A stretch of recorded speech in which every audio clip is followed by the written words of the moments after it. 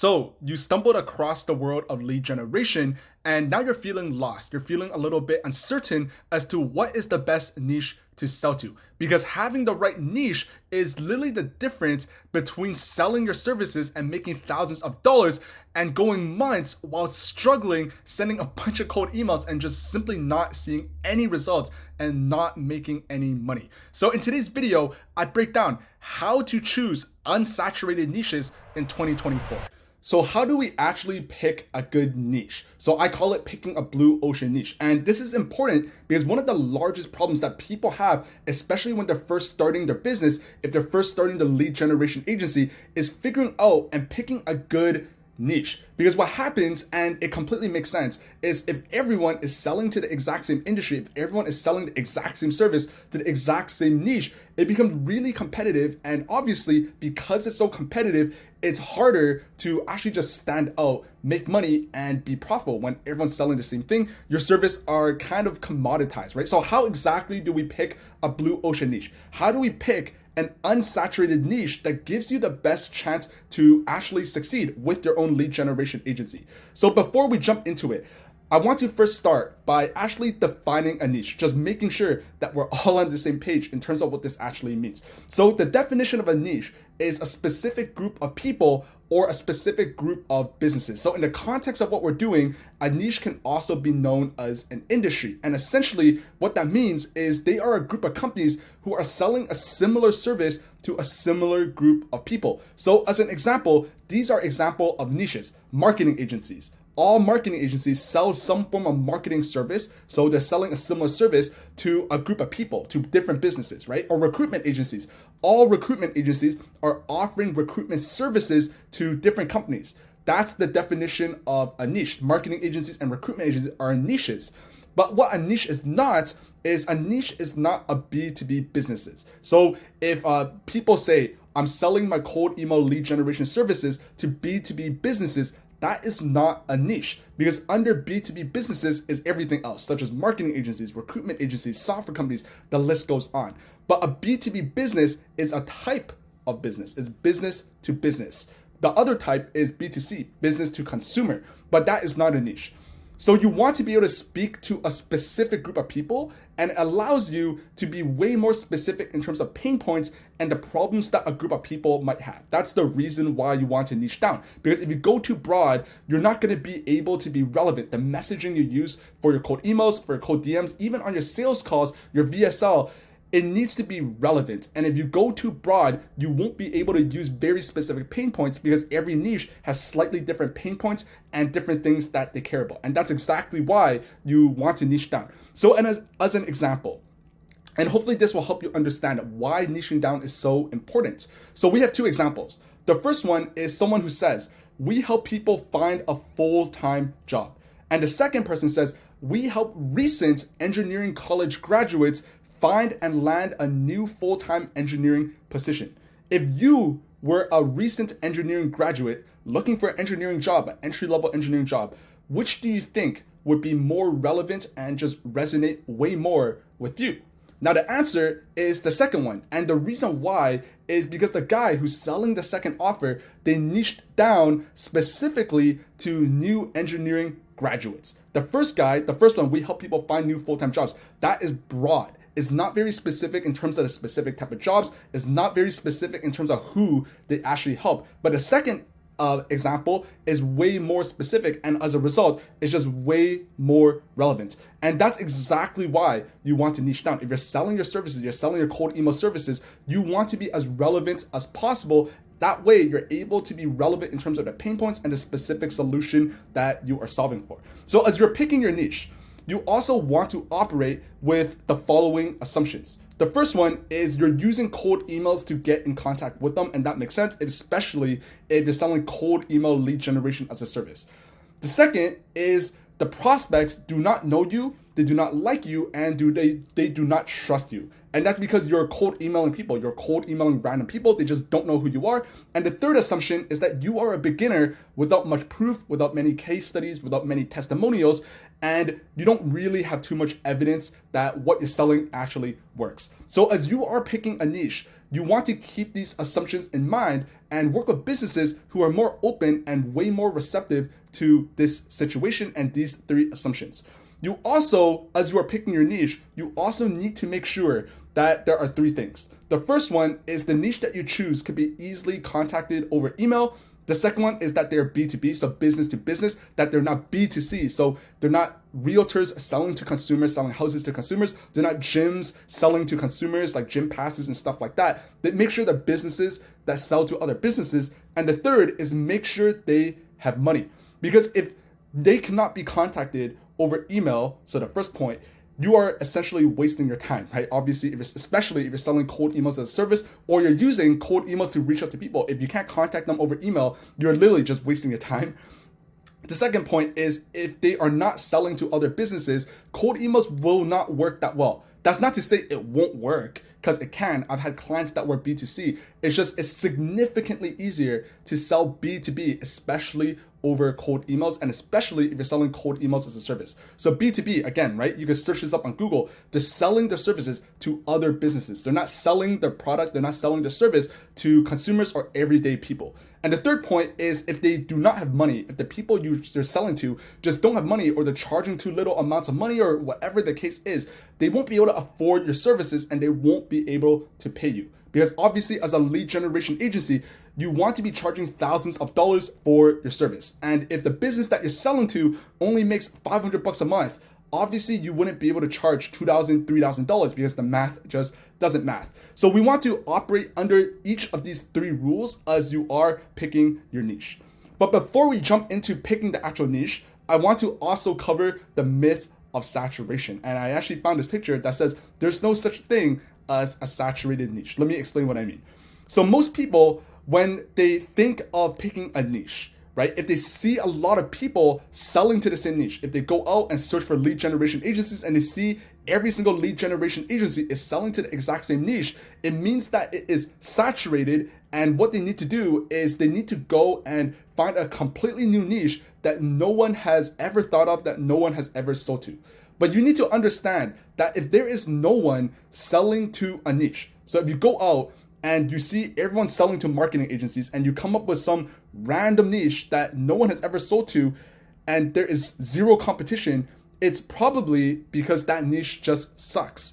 It's probably because that niche just doesn't work. They don't buy anything, they don't have money, it's hard to reach out to, or a million other reasons. So what I'm trying to say is if you don't see anyone, if you can't find anyone selling your service to a specific niche or specific group of people, the probable reason why is because it probably just doesn't work that well. If there's no one selling to a niche, it's because it's a bad niche, right? So you want to keep in mind, do not reinvent the wheel. There's absolutely no need to reinvent the wheel, especially if you're just starting out, especially if you're a beginner. Don't reinvent the wheel. Keep it simple. Simplicity scales, complexity fails, right? So if you see a niche that is competitive or you see a niche that is saturated, it's because it works and there's money selling to that niche, right? The reason why you might see everyone selling to marketing agencies or selling to software companies is because it works. People are making money. And if people aren't making money, there wouldn't be as many people as there are selling to marketing agencies or selling to software companies. It's that simple, right? So there's no such thing as saturation. What you do have to keep in mind is if there's a lot of competitors, you need to be unique, you need to be different, and you simply have to be better.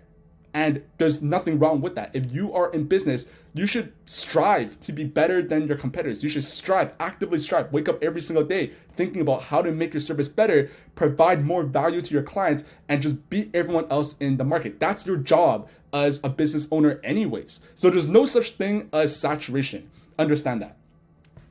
So why do most people fail when it comes to picking a niche? This is a very important point. So the largest reason why people fail when they pick a niche is not because they picked a saturated niche. That's not the reason. We literally just talked about it. That's not the reason. The reason why most people fail is because people are lazy and people mindlessly copy niches without putting in the work to actually understand the niche that they choose and who they are selling to. That's the reason why people fail. It's because people are lazy. So if you're watching this video, don't be lazy, right? If you want to make money, especially if you want to make thousands of dollars online with an online business, you cannot be lazy, right? If you're lazy, you're just not going to make any money. It's that simple. So as an example, what most people do is they're starting their lead generation agency, they're starting their business, they're not sure what niche that they're picking. If you're watching this video, that might be you, right? What most people do is they go online, they find another lead generation agency. Let's call the guy John, right? John runs another lead generation agency. He looks successful. You go on his website, he looks like he has case studies, he has proof that what he's selling works and that, it looks like he just makes money. So you look at John and you see that he's signing a bunch of clients in the recruitment niche. And what most people do is because they see these initial signs of success, they just simply blindly copy it and they decide, oh, well, I'm just gonna go into recruitment as well because John is doing it. He looks like he's making money. He looks successful. It looks like it works. I'm just gonna go and sell to recruitment agencies as well. And there's no other reason why they're choosing recruitment other than the fact that they just saw John doing it and it looks successful. But you have to understand that the reason why John was able to succeed and sign a bunch of clients with recruitment agencies and make a ton of money is because behind the scenes, what you do not see is he thoroughly researched the recruitment agencies. He thoroughly conducted research. So John, he understands a couple things. He understands clearly how the recruitment agency business model works. He understands how recruitment agencies get paid. He understands how much they get paid as a dollar figure. He understands how they typically attract new clients, so kind of the typical sales process. He understands what recruitment agencies have typically tried before. Have they tried cold email services before? Have they not? He understands that. And he understands common sales related problems. And because John actually put in the work and he researched these things before he went into recruitment agencies, he understands all of these things clearly and he's able to be hyper relevant when he reaches out to prospects over cold emails, when he sells and sends them their VSL, when he sells them and jumps onto the Zoom calls, he's able to be hyper relevant and talk specifically to the pain points and challenges of recruitment agency owners. So as an example, another example to help you hit this point on the head.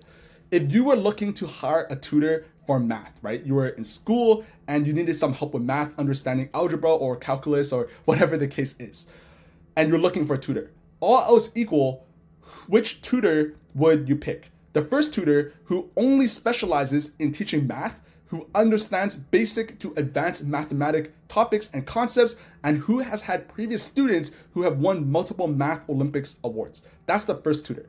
Or would you pick the second tutor who just teaches 15 different subjects ranging from math to science to English to history to Spanish to geography to history to a bunch of different things? Well, the answer is you would obviously pick the first tutor because they're hyper specific to your situation. They understand everything when it comes to math, and obviously they'll be way better at teaching you math.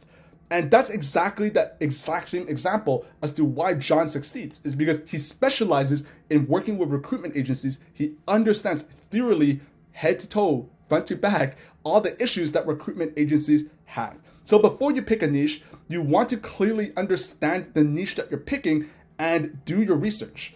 If you get lazy and you don't do your research and you just blindly copy a niche just because you see someone else online succeeding with a specific niche, what will happen is you will spend a bunch of time, you will send a bunch of cold emails and get zero results. So keep this in mind. If you are sending cold emails and you're not getting results, it's probably because you didn't pick a good niche, right? Or the niche that you picked, you just blindly copied it and you don't know anything about your niche. So don't do that. So we're jumping into the juicy part. Here is a list of B2B niches that you can sell cold email services to. And I know this because I personally, at my own lead generation agency, I have worked with a couple of these B2B niches. I know people who are selling to these niches who are making money. So again, do not blindly copy this. You want to do your research, and I'm going to show you exactly how to do that. But here is a list to give you ideas as to what are good B2B niches. So marketing agencies, B2B software companies, SaaS companies, recruitment agencies, coaches and consultants, accounting firms, financial services, manufacturing and construction companies, logistics companies, law firms, private equity or VC firms, so kind of the companies that help other businesses make money, raise money, investment rounds, insurance companies, IT companies, software development companies, commercial real estate, so not B2C real estate, not mortgage brokers, not realtors, commercial real estate, and startups. So make sure that the niche that you choose, they sell the service for a high ticket price. So whatever niche that you pick, make sure that they're at least selling their service for at least $5,000. Every single client they bring on, they make at least $5,000, because that is the kind of the lowest number that you need in order to make sure the math works, to make sure that the niche is actually able to pay you for your services and pay you thousands of dollars. So if the lifetime value, so LTV for short, if the lifetime value of their customers are below this point, below $5,000, they simply won't make enough money to pay you to help them generate leads. And theoretically, the higher the price point, the more money you can make. So for example, the return on investment, the ROI of working with you as a lead generation agency is simply larger if you're working with a client and every single client they bring on pays them $100,000 versus paying $1,000. It makes sense, right? If you're working with me and you're helping me generate leads, and every single client I bring on, I make $100,000, I could comfortably pay you $5,000, $8,000, $9,000, even $10,000, because I know by paying you $10,000 a month or $10,000 for your service, I'm making $100,000. That's a 10x return. But if I'm only making $1,000, am I gonna pay you $100 a month? Something like that, right? It doesn't make sense. The math just doesn't math. So keep that in mind. So in terms of your next steps, make sure that you are actually going to take action and do what we talked about in this video. I literally just gave you a list of B2B niches that work.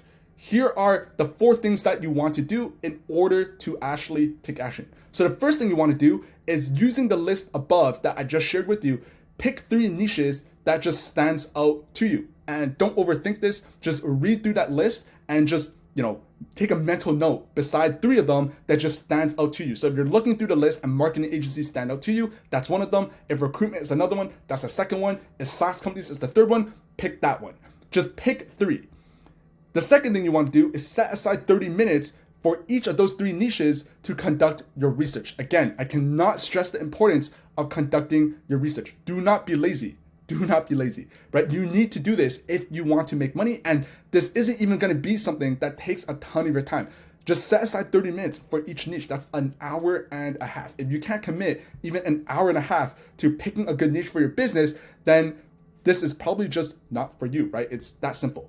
Now, the third thing is do the research. And I put together kind of like a guideline of questions that you want to answer. And if you're able to answer these questions thoroughly, then you know you conducted your research well. So the first question is, how does their business model work? If you're picking marketing agencies, how does that business model work? And write this down if you have to, right? Again, the more thorough you are, the better, right? This isn't school. This isn't homework. This is for your own good. If you don't do these things, then your chance of succeeding in this business is significantly lower. In fact, the chance of you succeeding is next to none. So you're doing this for yourself. The second question you want to answer is, how do they get paid? How do marketing agencies get paid? The third question is, how much do they get paid as a range? Now, obviously, the type of business specifically, they're going to get paid at a different price point, but you want to understand the range. Is it between $10,000 to $20,000? Is it over $50,000? Is it over $100,000? How much do they get paid for every single client? The next question is, what is their typical sales process? Do they usually have appointment setters? Do they typically run ads? Do they do cold calling? Is it only referrals and word of mouth? What does that look like? Do they use a lot of LinkedIn? Understand what their typical sales process is and how do they currently typically book sales meetings. The next thing you want to understand is, do they get reached out to a lot? Meaning, is there a lot of competitors? Is there a lot of people selling a similar service to that specific group of people? You need to understand this because it will dictate the type of messaging that you will use and how direct or indirect you are with your offer. Are they being pitched constantly? Is it a noisy niche or not that noisy? And the next thing is, understand common jargon and common sayings, because not every single industry uses the term lead generation. So as an example, recruitment agencies, they use the term business development. They don't use the term lead generation, right? For software companies, they don't use the term sales calls. They use the term demo calls. They use the term MRR, monthly recurring revenue. They don't look at it from a one-time revenue point of view. You need to understand these things, jargons and common sayings. Make sure you're conducting your research and pick one niche and stick to it. Those are the 4 things that you need to do. Make sure you're doing these things. Again, this is not homework. This is not school. No one's going to sit there and force you to actually do these things. You want to do these things if you want to succeed and make money with your business.